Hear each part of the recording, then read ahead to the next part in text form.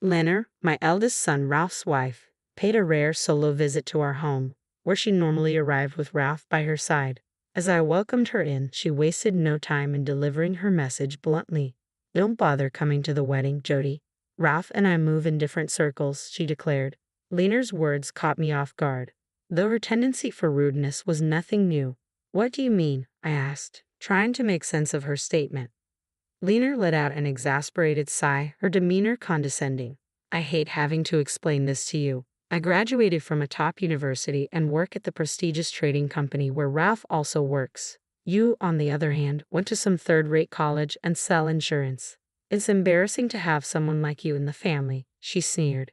Irritated, I responded, "There's no shame in selling insurance, you know." Lenor smirked dismissively. "Oh, is Jody upset now? How scary," she taunted. "In any case, the decision is made. Ralph will see things my way," she added, her smile turning malicious. Exhausted, I simply nodded. "I'm Jody, 65 years old, working in insurance sales for the same company since I graduated," I began. Dealing with failed contracts and customer complaints can be tough, but landing a big new contract and receiving congratulations from the sales department makes it rewarding. I continued, "I'm a single mother now. My husband and I had different values and argued constantly. Ralph, our son, witnessed these difficult times. Eventually, the arguments led to the end of our marriage, and despite financial uncertainties, my husband chose not to take Ralph with him. I decided to raise Ralph on my own. Balancing work and parenting through his rebellious phase was challenging, but I managed. The hardworking Ralph I raised recently introduced me to Lenor, a colleague he grew close to at work. Today was the day Ralph would bring Lenor over. Although Ralph and I lived together, he went out to pick up Lenor. When the doorbell rang, there they stood. "Nice to meet you. I'm Lenor. Sorry for the sudden visit. I brought you a little something," Ralph's wife said, handing me a paper bag filled with cookies from a renowned department store. "Oh, you really didn't have to go to the trouble." "Thank you," I replied warmly. "It's just a small gesture," Lenor modestly replied, but I insisted, "No, thank you for the lovely gift. Please come in." With a smile, I invited Ralph and Lenor into our home, and we settled into casual conversation. Lenor shared stories of her upbringing, how she and Ralph grew close, and spoke fondly of Ralph's work life. Then she curiously asked, "By the way, what do you do for work, Jody?" "I'm in insurance sales," I replied cheerfully. At that moment, I noticed a fleeting twist in Lenor's smile. Was I imagining it? I glanced at her again, but her expression had returned to normal. We continued our conversation and wrapped up the evening. That momentary look on Lenor's face lingered in my thoughts. What could it have meant? Since then, Ralph began bringing Lenor around more often as wedding preparations took center stage. With my ex-husband absent from the planning, I had to take on tasks my former spouse would have handled. This was expected since he had refused custody of Ralph. There was much to organize: speeches, responses to family inquiries, and more. I needed to start planning my remarks soon, despite my busy work schedule. Lenor's increasing visits left me with dwindling personal time, making every moment precious. As I pondered, Lenor continued with her questions. Suddenly, she began discussing her wedding dress. "I absolutely must have a bright blue dress with scattered sequins. It will look stunning," she declared. Then she turned to me. "By the way, Jody, what kind of dress did you wear at your wedding?" I hesitated, caught off guard. Ralph should have informed her about my divorce. Before I could respond, Ralph intervened, placing a hand on Lenor's shoulder. "It's okay," he interjected. "Even though she's divorced, it's all in the past, right? I could never imagine being divorced. It would be too embarrassing and miserable. But then, Jody, you're practically a stranger to me, so I can't really understand your feelings," Lenor added with a laugh. Feeling uneasy, I forced a smile and changed the subject. Ralph glanced at me apologetically, but Lenor's expression seemed oddly triumphant. Her increasingly dismissive attitude and constant labeling of me as a stranger troubled me deeply. "Jody's just a stranger, after all," she would say whenever something came up. Ralph would reprimand her, but Lenor's unfairness persisted. Perhaps she truly held a poor opinion of me. Her demeanor was deteriorating, and even Ralph seemed uneasy about her behavior lately. I found myself pondering over Ralph's occasional thoughtful gestures when Lenor unexpectedly arrived alone. The doorbell rang, and I hesitated, wondering who it could be. To my surprise, there stood Lenor, without Ralph by her side. Despite the unease, I welcomed her inside. Immediately upon entering, Lenor looked down at me. Jody, our backgrounds are quite different, so please don't attend the wedding, she stated bluntly. I was taken aback by her abrupt rudeness. What do you mean? I asked, my brows furrowing in confusion. I knew Lenor had a tendency to be brusque, but this was beyond anything I had expected.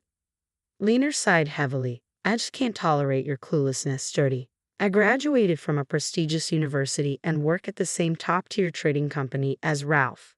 Meanwhile, you're just an insurance salesperson from a third-rate college. It's embarrassing to have someone like you in our family, she added, her expression filled with disdain. I retorted, annoyed. Please refrain from looking down on insurance work. It's not the demeaning job you seem to think it is. Standing up to her seemed to provoke Lenor. Jody's upset. How frightening, she remarked with a sneer. Anyway, the decision is made. Ralph will surely side with me, Lenor declared, flashing a malicious smile. She had made this decision without consulting Ralph first. I was stunned by her lack of consideration. The notion that a groom's mother would be excluded from the wedding was unheard of. It dawned on me that Lenor had been concealing her true nature all along. Exhausted from dealing with Lenor, I simply said, I understand, and escorted her out. Privately, I seethed with frustration. Despite my wariness, I couldn't bear the thought of someone as rude as Lenor marrying my beloved Ralph. Yet the wedding date was set only a week away. I pondered deeply. Then it struck me, I had an idea. Then came the wedding day. At the reception, Lenor's flamboyantly dressed friends greeted guests and collected congratulatory gifts. Meanwhile, the parents-in-law were in Lenor's dressing room. Secretly, I waited in Ralph's dressing room, keeping out of Lenor's sight. Earlier, I had discreetly provided Ralph with a voice recorder and shared my encounter with Lenor from that day. Fortunately, I had recorded it using a recorder I happened to have for work. Upon hearing the recording, Ralph was initially disturbed but quickly grasped the situation.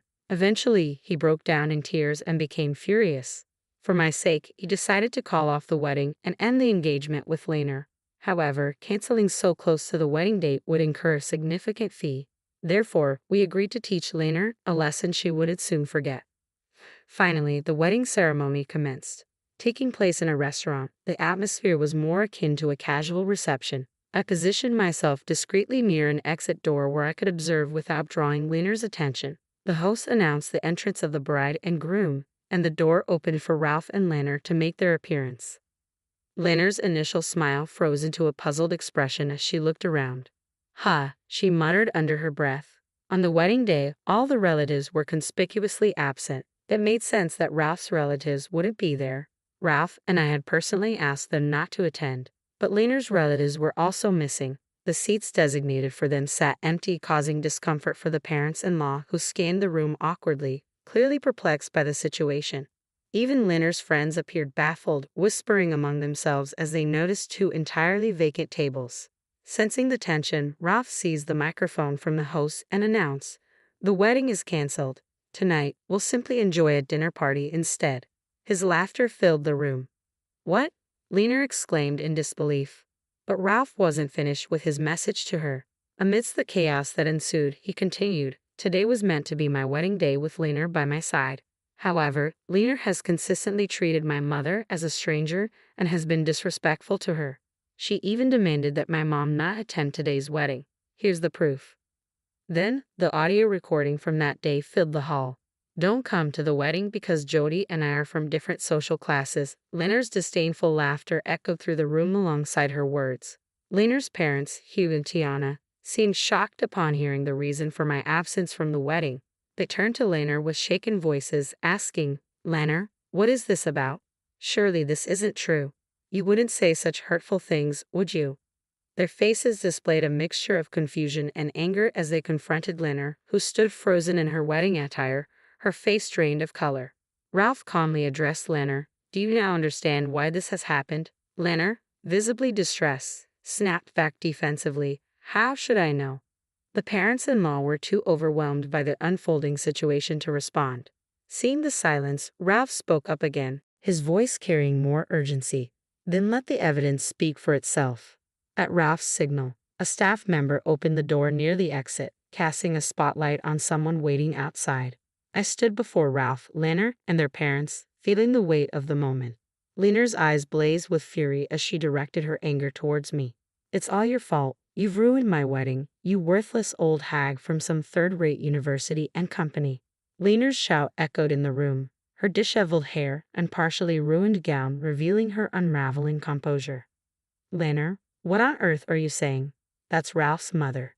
Hugh's voice boomed with reproach. Tiana, visibly upset, added tearfully, yes, Lenor, that's terribly disrespectful. She couldn't hide her disappointment in her daughter's behavior. Before she could continue, I intervened firmly. Enough, Lenor. I understand you don't like me, but I won't tolerate such disdain, especially from my potential daughter-in-law. Lenor clicked her tongue in frustration, her true nature laid bare. I didn't realize you were like this, Lenor. My opinion of you has plummeted, Ralph murmured, his disillusionment evident. Turning to Lenor, I asked pointedly, do you wonder why your own relatives aren't here today? Lenor looked away, indifferent. It's a shame. Your lack of empathy, Lenor, is truly distasteful, I added, echoing her own hurtful words from our earlier confrontation. Lenor glared at me, her expression contorted and difficult to bear. Ralph, too, seemed to be distancing himself from her.